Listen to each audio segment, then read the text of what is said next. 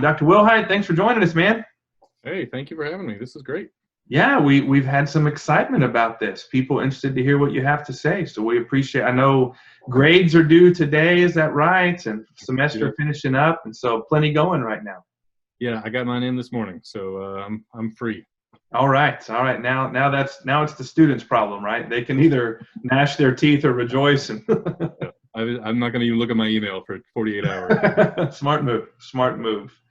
Well, the question we started asking everybody here to get us going, kind of our icebreaker, is what is a hack, a practice, something you or you and your family doing that is kind of helping you thrive through this time? Yeah.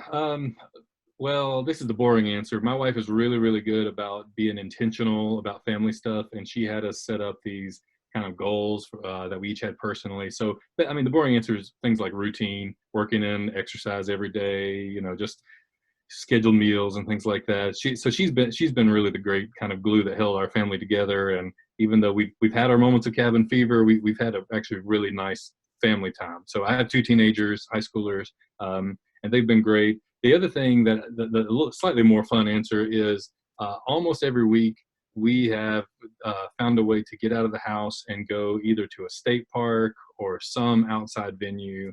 And, we just pack a small picnic, we take the dog, and it's just, a change of scenery and getting outdoors and enjoying nature.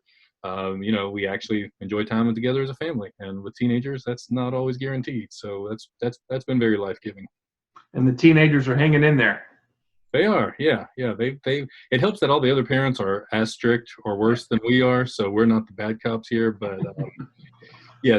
my kids have been great through this.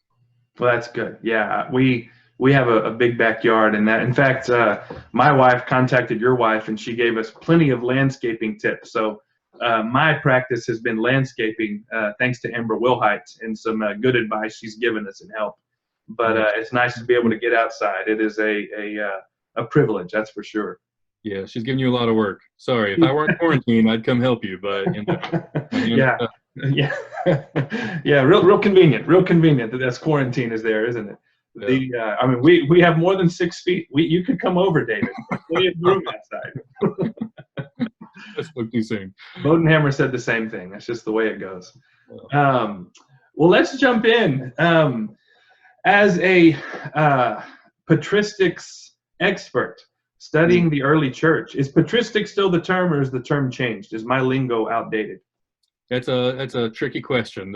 Yes, patristics is sort of the formal term for it. There are a lot of people who want to redefine it in terms of something like early Christian studies, or even more strictly historical, you'd call it something like late antiquity. Yeah. But yeah, when you say patristics, it has to do with that. The Latin root there is pater, father. And so you call them the fathers, not just out of a sort of paternalistic sense of authority, but out of the sense that, well, they were all men who were the official teachers of the church. So yeah, early church, early Christianity, and especially the early theological teachers. That's my area. And that takes you how far into church history, generally speaking? Well, again, you can argue about that. Generally speaking, around 400 is about as far as I really work in. You sort of have to dabble into the later, 800, even to the end of the millennium. But it's primarily the first 400 years that I focus on. Okay, that's helpful. Just setting the stage for those that weren't blessed enough to take the class with Dr. David Wilhite. Yeah. Or like me, who took it 20 years ago and don't really remember a lot of the specifics, still working on some of it. So just general question, get us going. Did the early church experience anything like what we're going through? What was that like? What are some points of connection between that time and ours? Yeah. Well, in a general sense, the early church is often thought of as an underground movement. And I think there's definite points of contact. But now I want to give the first caveat that the early church wasn't always like hiding in the catacombs. I mean, Christians weren't always persecuted all the time. That only sort of happened on a few major occasions. Otherwise, it was small, sporadic persecutions. But the one that really stands out as something like what we're experiencing now is one of the great plagues that struck the Roman Empire. There's one around 160, there was another one around 250, and then a couple later on. And both Christian and non-Christian sources comment on the Christian response to it, because the kind of Greco-Roman response is, well, this must be of the gods, it must be punishment. So when you don't want to be contaminated, they didn't think of germs, but they thought of like evil spirits that could contaminate you. Don't be near the contagion of people who contracted this plague. And so literally, people are pushing their loved ones out into the street to die. They're not burying them. They're not caring for them if they're sick. And the 250 plague is actually named the Cyprianic plague, and it's named after Saint Cyprian, the Bishop of Carthage in North Africa. And he has a work where it still survives, that you can read, where he tells the Christians, we're different. We're not afraid of death. Our job is to go out into the streets and care for the sick, care for the dying. Many, even secular historians point to those kinds of events to say how momentous it was in the change of history, that Christians were the ones who stepped onto the world scene and were willing to, help and do things that others would not do during that plague. And the Cyprianic plague, is its name in early church studies, or like if I studied the history of pandemic in general, it would be known as the Cyprianic plague? That's right. If you're studying medical history, Roman history, it would be called that. And that's largely because of the response, or because he left a record of it that is traceable, or a little bit of both? Yeah, I guess both. I mean, so it's noteworthy both in the Christian sources and in the non-Christian sources that Christians are responding. Now, Cyprian is one of the most famous Christians of his time. He wrote specifically on this plague, and so everyone, looking back in the history, mark it by his response, because even the non-Christians at that time took note of his leadership and the Christian response. Man, that's interesting. So, I mean, as you study, as you think, as you look at what's going on, what are some of the lessons you think we learn? I mean, there's some obvious ones there, but what lessons can we learn today from their responses? Yeah. Well, the tricky thing with my course in early Christianity and my subject is there's really something like a one-to-one lesson that can be learned. It's not like you can take my class notes and go teach a youth lesson on Wednesday night or preach a sermon on Sunday morning. But I do think there are deep connections and values that are shared, and lessons that can be learned in that sense. I mean, so for example, they didn't understand germs. In their day, the most Christian thing you could do was to go to someone who was sick and simply give them water and shelter and care. And that actually saved a lot of people's lives, even without any medical help. Today, the most Christian thing we can do seems to be one of not trying to contaminate others, right? So the sort of the differences are obvious. But at the same time, I think that, like, for example, some of the values that would be cross over to today is, Cyprian and the early writers had a real big emphasis on the home and the family as a microcosm of the church. So Acts 2-4, where everyone shares all things in common, we're brothers and sisters, we're one family.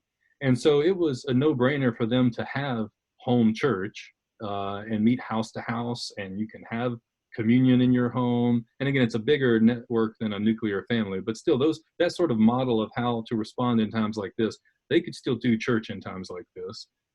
And then the other side of that coin, though, is not everyone was called to be a member of a family. So the call to celibacy was lauded at that time. You have, even though you don't have the full-blown monastic movements that come later, you have a strong emphasis on the calling of people to be virgins and widows and singles.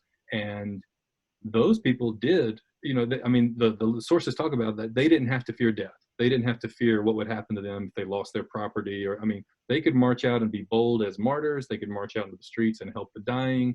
They had an army of people willing to go out and do these things. And so today, I think the church has not done so great on that second part, at least the Protestant church, how to minister to singles in general, much less how to instill the value of singleness and the call to that. But we have, I think, at least, we've done pretty good about emphasizing the importance of family and teaching our children and caring and protecting of them. So, yeah, I think there's a lot of values we share, a lot of lessons that can be learned at that kind of general level. Yeah, and in general, there was a response to be involved that set itself apart from the larger cultural response that was important and key. Yeah.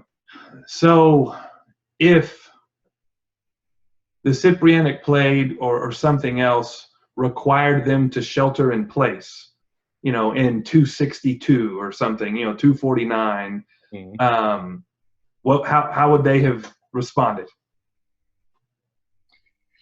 Yeah. Well, they don't have Facebook, they don't have Zoom, they don't have an ability to connect with their wider network. The cathedral that gathers on Sunday morning would not be available to them at all.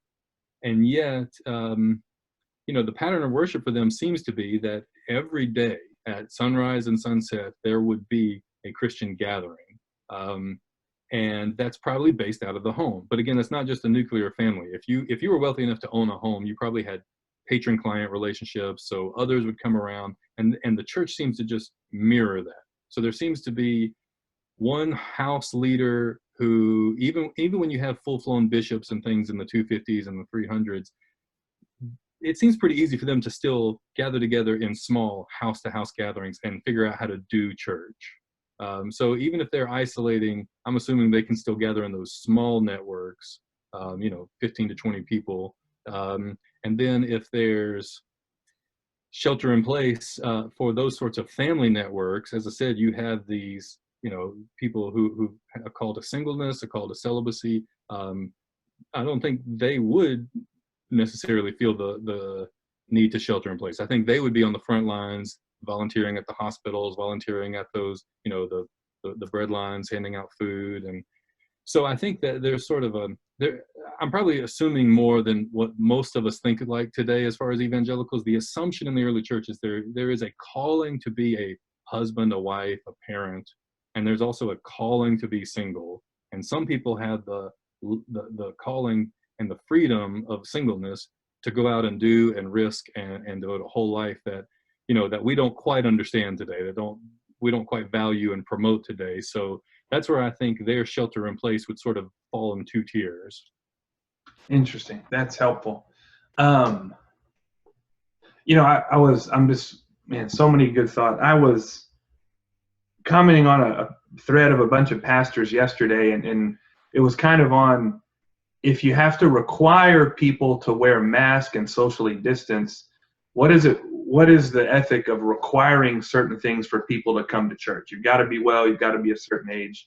And it was kind of and one person just made the comment that he didn't see any biblical example of telling the weak to stay home because they don't meet certain requirements. And I said, well, it feels to me the example may come from the other. You don't see examples of that because the strong would never meet at the expense of the weak, that they would not put the weak, quote unquote weak, quote unquote strong, in that position, that they had to risk themselves to be there. Again, we could argue that back and forth. So it seems like you're saying there is a sense of calling for the whole church to be involved together, perhaps different tiers, but for some of the quote unquote strong to not sacrifice themselves, but to live sacrificially in order that others might be made well, taken care of, shown the love of Christ. Yeah, that's right. And I mean, again, sort of like a bedrock assumption for early Christians, that's different mindset than what we have today, but it's still a value I think we can retrieve, that we deep down share. It's just in different contexts, it looks different. In the early church, even though there is not a widespread everyday persecution going on, there is an everyday threat of persecution. The Christians were suspect. The Christians were seen as suspect at best, traitors at worst. And so, I mean, to be a Christian is to sign up to be a martyr. And all Christians were really, true Christians were thought to be martyrs. You should be faithful unto death. And whether or not that means you're like St. Ignatius, who was thrown to the lions, or whether you're like, John the Apostle, who died of natural causes in his old age, all are called to die to self and live for others. And so I think that's sort of the mindset that the early Christians just have as a no-brainer, right? Whatever the decision is, what does it mean for our church, for the good of the community, to live for others. That's how we're going to make our decision. So we don't have an army of monks and nuns. How do you think the church might respond today? And singleness is a much different thing, as is family. Work is a different thing, and our connections are different. How do you think the church might respond today differently? Yeah. Well, you're right. We're seeing this so different that in the churches that I know, and sort of the evangelical Baptist ethos I grew up with, every good little Christian boy and girl will grow up to be a good Christian mommy and daddy, right? And so I think one of the things that we're probably going to learn from this already is that we never really have done a good job ministering to singles or messaging a biblical call to singleness. So we're probably discovering that way too painfully in this is, for some of us who have kids, the house is way too crowded, but there are a lot of people out there where the house is way too lonely.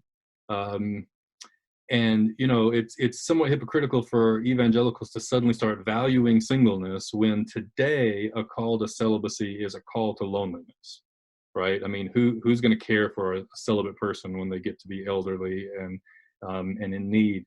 Whereas for the early church, a call to singleness is a call to a community, right? Again, the time of Cyprian, you don't have the full-blown monastic houses, but you already have people living together in shared intentional communities. Even in the time of the pastoral epistles, 1st and 2nd Timothy talks about, widows who are widows indeed, who are put on the list, and there's care for them. They seem to be in some community together. So, I think that one of the things we probably are going to have to learn from this is how to care for the singles among us in our churches, and how to promote that and create space and ministries for them. We should have an army of people that, if I can't go down to the front lines and hand out masks, I'd be willing to stay home, and my wife makes masks actually when there was a call for that. We as a family could contribute one thing, and we could also enable others, who are going out and doing things like that. So, I think we sort of have a paradigm for how this could happen. We all know our church, we've all seen churches where people go on short-term mission trips, and those of us who can't go because we don't have that much vacation time because of commitment to work and things like that, well, we pony up and pay for their mission trip and donate to that. So yeah, we don't have this army of people who can live a completely selfless life. But I think there's some lessons here we could learn where, who knows, I think we're going to learn a lot of things from quarantine. I think we're going to learn how to, Facebook Live every worship service, but I think we're also going to want our worship service back in the flesh, and we're going to learn better how to minister to singles and how to minister in times of crisis and things like that. So yeah, I think the early church has values that we can retrieve. How to do so is what I think we're all trying to learn.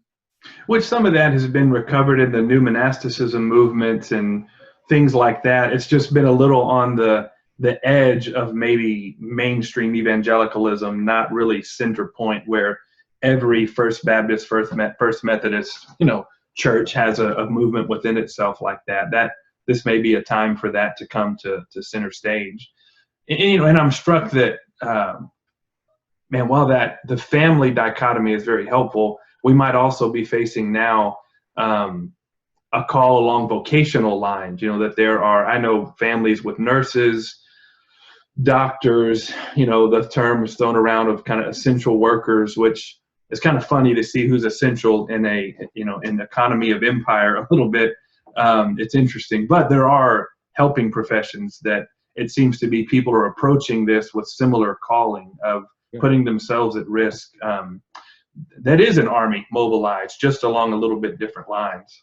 Yeah. Well, I'm glad you mentioned the new monastic movement. I'm a big fan of it. The difficulty in talking about it is it's so across the board. There's probably, everyone would agree, there's new monastic movements, plural.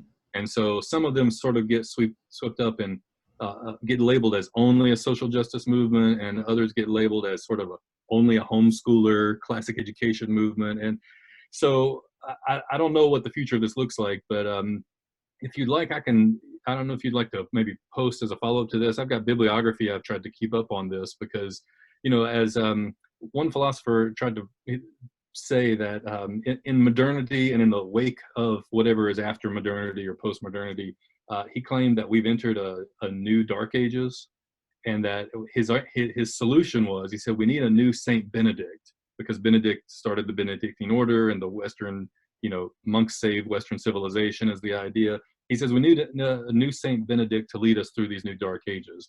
And there were Christians in this new monastic movement who kind of took up that charge and says, okay, we're not the old monastics where we have to take a vow of celibacy, we can be families, but somehow or another, we're going to reclaim these central values of living intentionally, living toward our calling. And you're right, we're set apart from the world. And so, yeah, they took that new Saint Benedict and took it real literally and made a new monasticism. I don't know exactly what will come out of those movements, but I think there will be a day where as you say, every First Baptist church will have its new monastic. It won't be called that in the First Baptist Church, but we'll have our special forces Christians that live out some of these principles. Yeah, that's interesting. I'm trying to choose which of those thoughts I want to pursue in that. We could do this you and I could do this for 2 hours, but we don't have that much time. I'm sure there'll be some questions on that. I know a couple questions have been asked that we'll get to here in a minute. Any other just principles, kind of shifting a little bit, any other just principles or values you can think of that speak to the church today? And especially in times of like quarantine and well, again, this is partly my own, as much my interest as anything, but I miss real church. Facebook church has been great because we're in our pajamas and we make brunch afterwards with the kids, and we really cherish this time. But man, I want to get back to churches where we can hug people and be tangible and incarnational. And so where my interest, I think, what I say, it overlaps with the early church, is I don't think that's just something selfish to me or unique to our experience here. I think there's something innate to the Christian life and Christian practice that is tangible, incarnational, and the early church would use the word sacramental. I think that if we all realize that something is not quite right about doing online church, like it's great we can do it, and maybe we'll always do it for people who are shut in or can't make it on a certain Sunday or who are out of town. That's great. We can expand our reach with online, but I think we are going to learn that something incarnational is still, invaluable, if not necessary, to real church. And so I don't know just how sacramental we will get in response to this, but I definitely plan on eating a donut every time I walk in the church doors from now on. And I definitely plan on shaking hands and patting people on the back as soon as it's safe to do so. And beyond that, I think we might even, think more about the importance of sights and smells and taste and touch, and why not have Lord's Supper more often? Why not move more into an embodied way of thinking about our faith? And the early church was really good about thinking along those lines. So if we do move in that direction, I think there's a lot we could learn from them. Did there, as best you know or best can be discovered, did the experience of church, did the practices of church, I know the Cyprianic plague wasn't a 3-month thing. I mean, it was like a decade, or like 12 years, right? Or something like that. I Wikipedia'd that. I don't know that off the top of my brain. That was just quick research. No, you're a true grad. You learned that.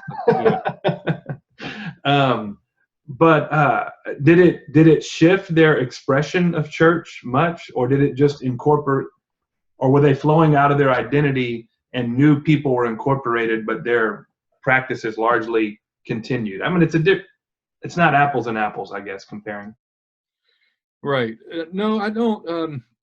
Okay, so the sources are real slim in the first 300 years. We actually have a surprisingly helpful number of sources when it comes to describing early Christian worship, but it's this won't surprise you. It's sort of bare bones. You have, the church starts with a sort of call to worship. It's usually a prayer. It starts with involves spoken prayers for the people. It involves spoken confessions of sin. And by the way, it was in front of everybody. It wasn't in a little closet. That's later Irish Catholicism that has a separate confessional. You would have the preaching of the word, sometimes by multiple people, and you would have songs and hymns and things like this, and communion, and laying on of hands for healing, and a blessing, and everyone goes. And so those sorts of bare bones are there before, and they're there after. We just don't know more than that, what might have changed, what might have developed. And maybe there's something to the fact that they don't see the sort of ebbs and flows of history and this plague today and that problem tomorrow. That doesn't change who we are and what we do. We're the same. I suspect that's probably how they would put it. In working with pastors and talking with churches, I'm trying to, I think we all are, extend a lot of grace to a lot of different interpretations of what we should do right now. And I'm kind of torn, at least, between wanting to say, we can't go back just exactly the same. We should be learning something through this, particularly about cultural Christianity. And to me, it's a wonderful thing that we're feeling the lack of, as you said, the in-person gathering, the tangible, physical smells and bells, all of it, that there's some great value that we're feeling the loss of that, and that it's drawing us to a yearning, which feels like waiting deeply for something to come, we know not when, feels like a deeply Christian expression, a deep thing of faith right now.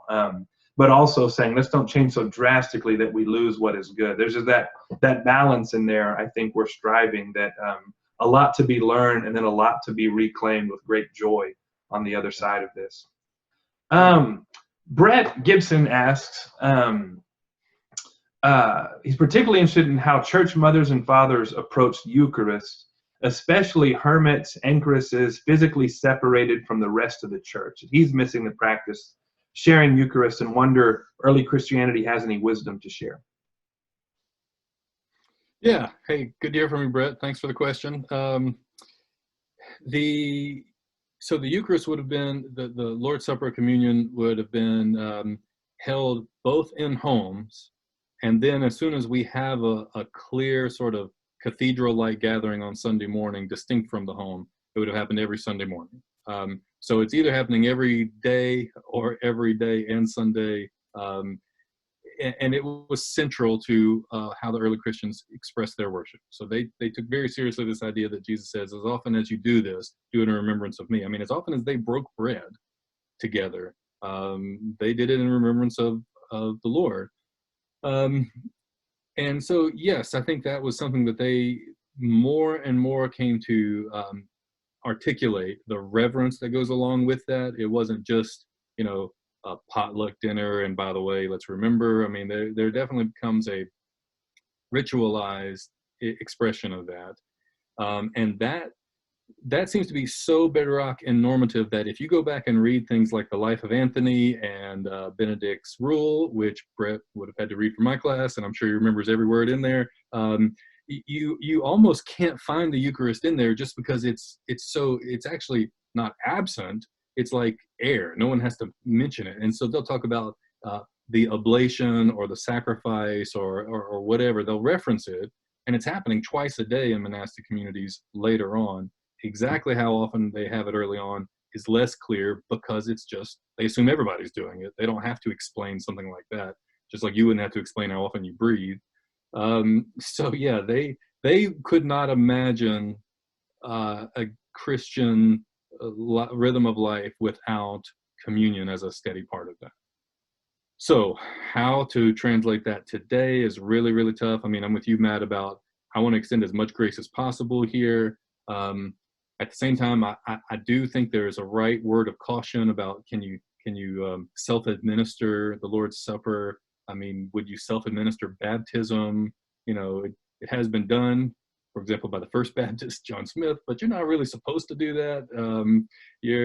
So how to do this is tough. And that's where, again, it's especially tough on singles, at least in a household. I think we Baptists have a real easy approach to this, because in the early church, there is a sense of the priesthood of all believers, at least the priesthood of all males. I have to give that caveat that some of our sources are really biased on the gender lines, but there is a sense that in every household, they are taking communion on their own. And the father is probably the one administering it, but that's because they are a microcosm of the church. and yet they would never think of themselves as not going back to the main cathedral as soon as they have the opportunity. So communion is exactly that. It's communing, and how to do it singly, how to do it with small group homes, where we want to do it with the whole community.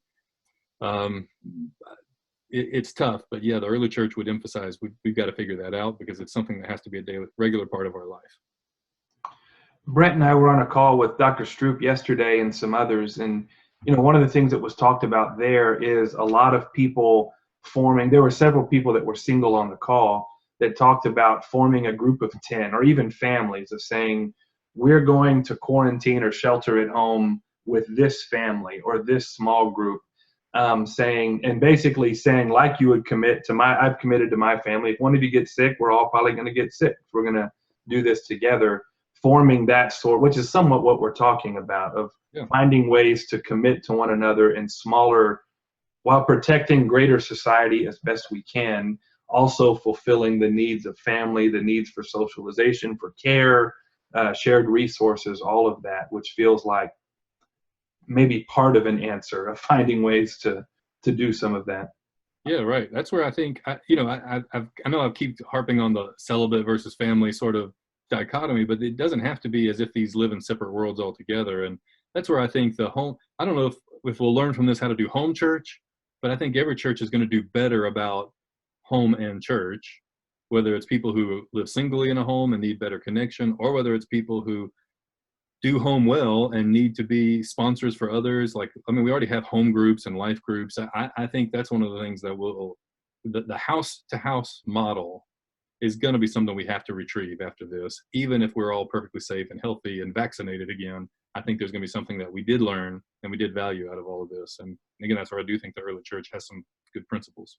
Yeah, particularly, I think none of us can say that our church is dependent upon programs any longer. I mean, we've all kind of been given, if we wanted to break free from programs, we kind of have a get out of jail free card of saying, look, church is being the church in powerful ways. And we don't need, programs are still wonderful. There's a lot of value to programs, but we can free our people to do some of these other things. Tiffany Harris, to keep up a Day Spring theme of our question asking. So, how can we be protective of the community without becoming insular? Some of the new monastic movements seem to be a retreat, which many monastic movements have been, and balance that. How do we stay engaged with those who have no hope in Christ in order to extend the hope of Christ? Oh, yeah. Hey, good to hear from you too, Tiffany. Thanks for the question.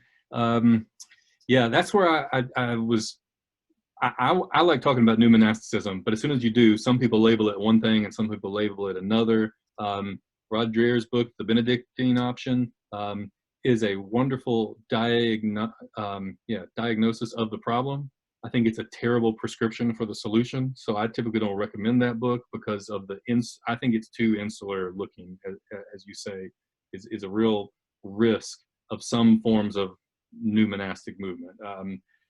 But at the same time, you could risk you could risk this idea that the church becomes such a social justice issue. And I know Tiffany wouldn't be saying this, but there are those who fear the opposite, that if all you hear out of Shane Claiborne is let's march, and you almost don't need a Christian gospel message about Jesus Christ to march, you just need to march because this is what good people do. The United Way could be behind all of this. I mean, so I think both sides of that spectrum need each other. And I think that the new monastic movement is trying to reclaim the principle from Acts 2-4 that we should share all things in common. We should be a light to the nations, and how to do both while also having a full-time job and worrying about retirement and family and healthcare is really, really tough for average Christians. And so, yeah, how to retrieve that is what the real debate, I think, centers around. Jeff Davidson, and I think a lot of us are hearing this, particularly those that either grew up in or walk in more conservative circles. There's a lot of loud talk about the origin, nature, blame for the coronavirus, a lot of misinformation out there. How did the early church talk about plagues they experienced? Any reading you can recommend? I mean, were they blamed? Were they casting blame? Were they just seeing this as a judgment? how did they sit under as this was happening and make it through? And then he asked, any reading you can recommend on early church era plagues? All right, so let's see. The plague reading that I remember looking at are really, really boring medical history kind of books. There's one really good article by Rodney Stark that, again, I could find that for you, and if you'd like, maybe post that as a bibliography or something and follow up to this. So the reading question is a bit tricky. You can find a few sort of pop level articles if you just Google this, but those are hit or miss as to how reliable they are. And then back to the part about sort of comparing well, there was a lot in that question. So thanks, Jeff, for the question, and Roll Tide. And the kind of, where to begin with this one? So the early church and all ancient thinkers, all ancient people, believe that God, if you're Christian, or the gods are behind all natural causes. So when plague hits, everyone wonders, the pagans wonder, why are the gods mad at us, or who are they mad at? And the pagans were real quick to say, oh, they must be mad at the Christians, and they brought this on. So let's blame the Christians. The Christians can play that game just as well. The Christians also believe that all things are caused by God, or at least ultimately in God's control. And so if this plague is coming about, Cyprian said, this is God's judgment on the pagans, and this is a test for the Christians. So you see, we Christians are passing the test with flying colors. And it's true, some of us die, but we're not afraid to die. You pagans, you're failing this test. You're not caring for your loved ones, and you're still dying. So yeah, they could easily blame God or the gods. And how we want to understand God's will at work in natural causes is greatly problematized by how we understand science and all of this. But at the same time, God is sovereign. God does let things happen. And so it is permissible to ask, what is God wanting of us in response for this? I don't think God's wanting us to do disinformation campaigns. I don't think God is wanting us to call things fake news and then listen to all the fake news and just side with our party and defend whoever said it because they're in our party. I mean, yeah, there's a lot of sad things going on in response to this. And if we could get back to the golden rule, I think that would help us sort through a lot of this. That's helpful. Last question. Eric Howe, kind of following up on Brett's Eucharistic question. Can you say more about the distinction/convergence in the early church between eating a meal reverently and Eucharist? How blurred is that line for them? Yeah, thanks, Pastor Eric. Great question.